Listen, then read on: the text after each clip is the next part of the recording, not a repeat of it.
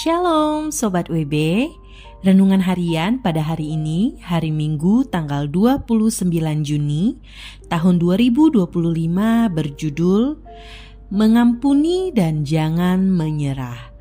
Pembacaan firman Tuhan akan diambil dari kitab Matius pasal 18 ayat 23 sampai 35.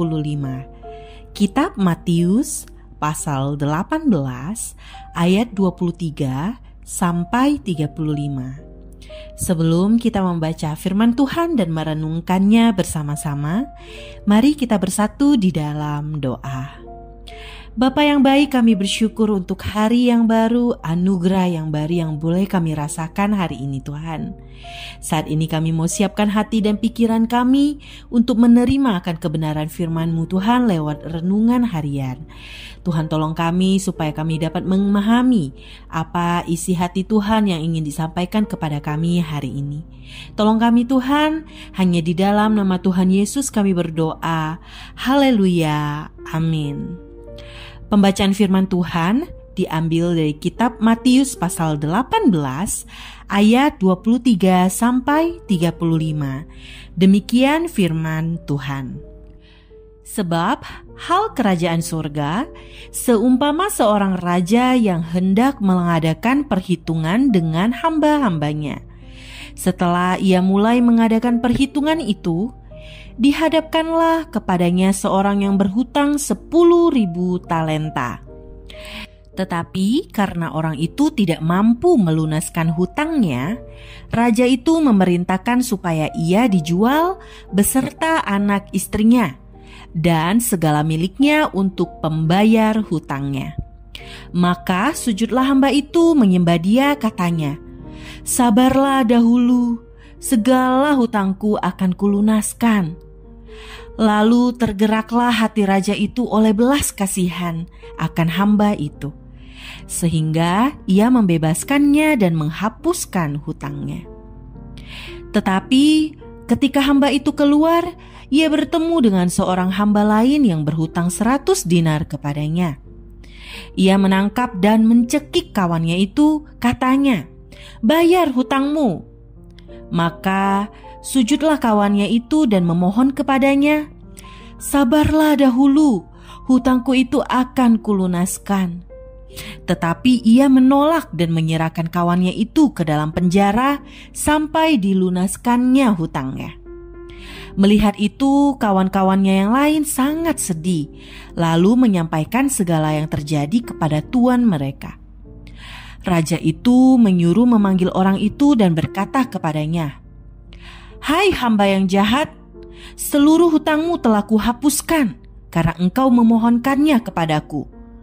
Bukankah engkau pun harus mengasihani kawanmu seperti aku telah mengasihani engkau?" Maka marahlah tuannya itu dan menyerahkannya kepada algojo-algojo sampai ia melunaskan seluruh hutangnya. Maka Bapakku yang di surga akan berbuat demikian juga terhadap kamu, apabila kamu masing-masing tidak mengampuni saudaramu dengan segenap hatimu. Berbahagialah kita yang membaca dan merenungkannya, serta melakukannya dalam hidup sehari-hari. Sobat WB, setelah kita membaca bacaan hari ini dengan penuh perhatian, mari kita renungkan secara pribadi, apakah arti mengampuni bagi kita secara pribadi? Seberapa penting prinsip mengampuni ini perlu dipahami oleh seorang murid Kristus? Dan mengapa Tuhan Yesus memberikan ilustrasi ini dalam hal mengampuni? Sobat WB, hal ketiga yang perlu kita sadari dan pahami adalah hal yang mungkin bagi banyak orang menjadi bagian tersulit, yaitu mengampuni. Bagaimana kita dapat memahami arti mengampuni? Ternyata hal ini sangatlah menjadi hal penting, sehingga Tuhan Yesus sendiri menyampaikannya dalam sebuah perumpamaan tentang seorang raja yang mempunyai seorang hamba yang berhutang 10.000 talenta. Jika 1 dinar sama dengan gaji 1 hari, maka 1 talenta sama dengan 6.000 dinar. Jika 1 dinar sama dengan gaji 1 hari, maka 1 talenta adalah 6.000 dinar, sehingga 10.000 talenta sama dengan 60 juta hari atau sama dengan gaji selama 164 tahun. Jadi, Tuhan Yesus memakai ilustrasi ini menggambarkan bahwa ini adalah jumlah hutang yang tidak mungkin dapat dibayar oleh seseorang. Sehingga tergeraklah raja itu oleh belas kasihan dan menghapuskan serta membebaskan hamba itu dari hutangnya. Sobat WB bisa melihat kembali pada ayat ke-23 sampai 27. Selanjutnya, orang yang berhutang 10.000 talenta ini marah dan mengancam temannya yang berhutang 100 dinar. Sobat WB bisa melihat kembali pada ayat ke-28. Sehingga marahlah raja itu dan menyerahkannya kepada algojo-algojo. Demikianlah gambaran kita jika tidak bersedia untuk mengampuni, seperti halnya dengan hamba yang berhutang 10.000 talenta kepada sang raja. Sobat WB, semakin kita menyadari betapa besar pengampunan Allah atas dosa-dosa kita, maka kita akan semakin dimampukan untuk mengampuni.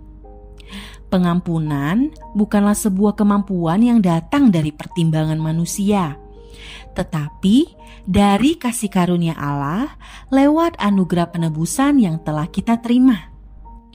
Sobat WB, pengampunan mendatangkan perkenanan dan penyertaan Allah atas hidup kita. Sedangkan ketidakampunan adalah jerat, sehingga kita mengalami berbagai siksa dan derita yang sebenarnya tidak harus kita alami. Bandingkan kata algojo.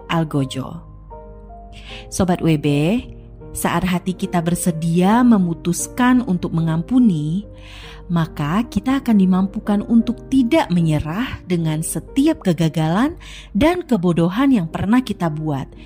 Justru sebaliknya, kita akan semakin menyadari betapa kita perlu setiap saat melibatkan dan mengandalkan Tuhan di dalam menjalani kehidupan sehari-hari. Sobat WB, mari kita jadikan pengampunan sebagai gaya hidup seorang murid Kristus sejati.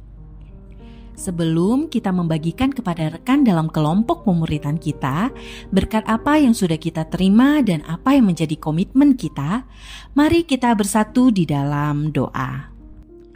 Bapa, terima kasih untuk firman hari ini. Kami boleh belajar Tuhan tentang pengampunan. Ampuni kami Tuhan jika sampai saat ini kami masih belum bisa mengampuni orang-orang yang menyakiti kami. Mungkin saudara kami, mungkin rekan-rekan kami Tuhan. Tolong kami Tuhan, karena kami tahu sesungguhnya kami tidak mampu mengampuni. Tapi karena anugerah pengampunan dan penebusan yang sudah Engkau lakukan pada kami Tuhan, itulah yang menjadi kekuatan dan respon kami untuk bisa belajar terus-menerus mengampuni sesama kami. Ajarkan kami juga Tuhan untuk terus bisa melibatkan dan mengandalkan Tuhan di dalam menjalani hidup kami sehari-hari. Terima kasih Tuhan, hanya di dalam nama Tuhan Yesus kami memohon. Haleluya, amin. Semakin kita menyadari betapa besar pengampunan Allah atas dosa-dosa kita, semakin kita dimampukan untuk mengampuni.